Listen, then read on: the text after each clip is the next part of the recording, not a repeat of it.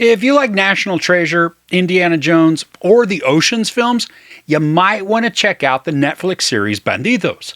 It's a treasure hunting crime adventure, but is it going to steal your heart? A quirky hustler recruits a gang of skilled misfits to find the Snake King's treasure in the Maya Riviera. So this is a 7-episode Spanish language series that follows a group of thieves as they attempt to follow ancient clues and maps to uncover a monstrous amount of gold that's hidden in the jungle.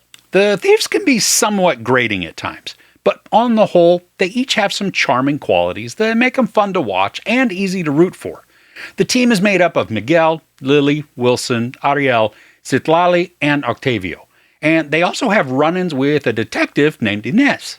Miguel is bumbling at times, but he's also the brains of the operation, using his knowledge and upbringing to guide the teams. And there are moments within the episodes that draw inspiration from Indiana Jones and the Last Crusade, as we get to watch antagonistic banter between Miguel and his famous archaeologist father. Now, it began to grow on me, thanks especially to his determination and really his concern for the group. It also doesn't hurt that he's sometimes an idiot, so it can help to make him endearing.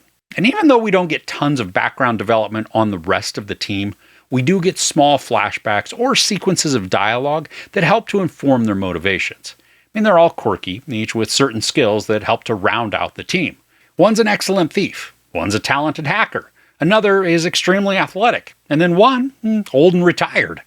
Now, for the amount of episodes that we get, the story does take quite a while before we really get to the treasure hunting.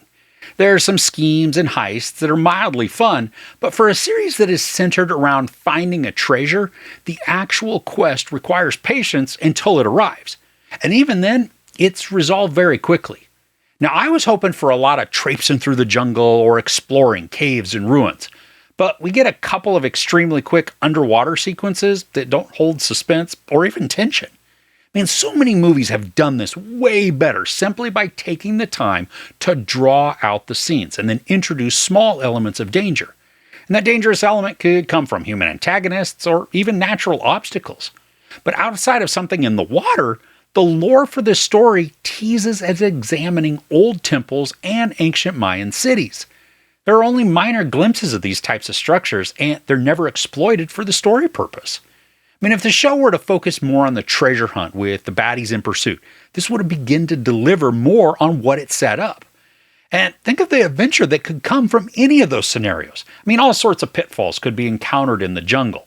Old school traps and snares could be all over the place inside a temple. And I've already talked about that underwater stuff.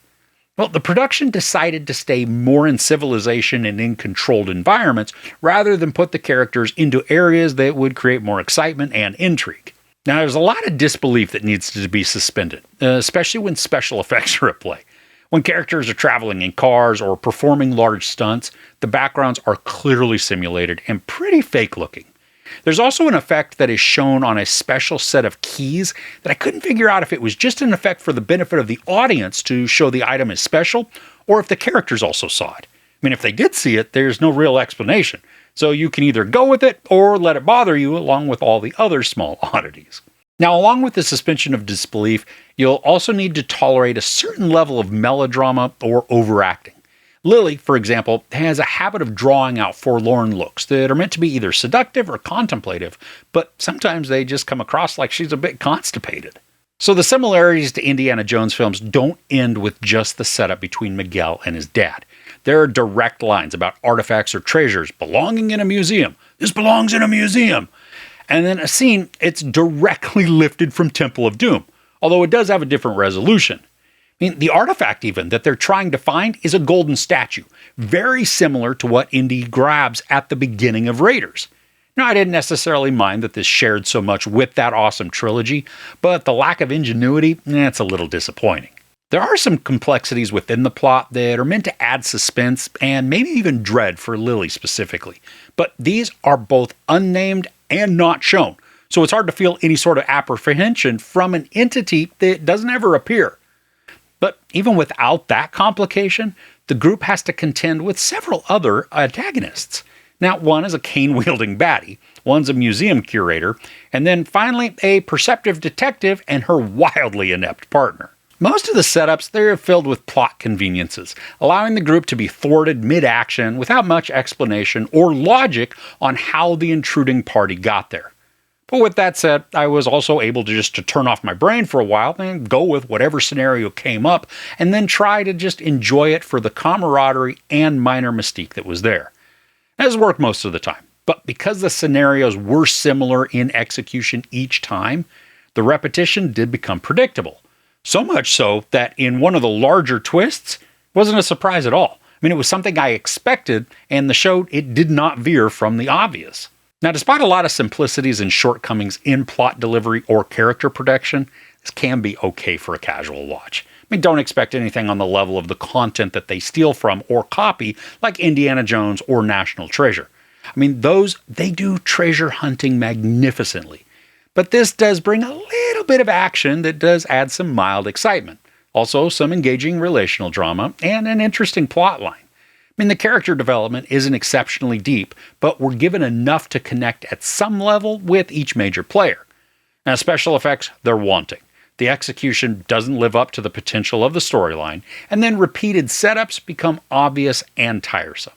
Now, unfortunately, it's instantly forgettable and misses so many opportunities to be awesome. But if you do end up being into this show, Netflix has already greenlit a second season. I mean, it's funny because as I was watching this, I was having a little fun with it.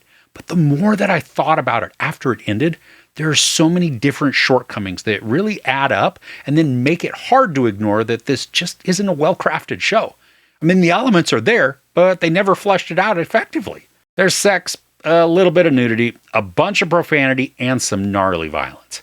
I give season 1 of Bandidos 2 out of 5 couches. Now, I've got my fingers crossed that the second season is going to be better. Who knows, though? So are you a fan of adventure shows and movies? What's a favorite that you like to watch? Let me know in the comments below. If you enjoyed this review, please give it a like. Also, don't forget to share and subscribe. I'm Chris. This is Movies and Munchies. Thanks for couching with me.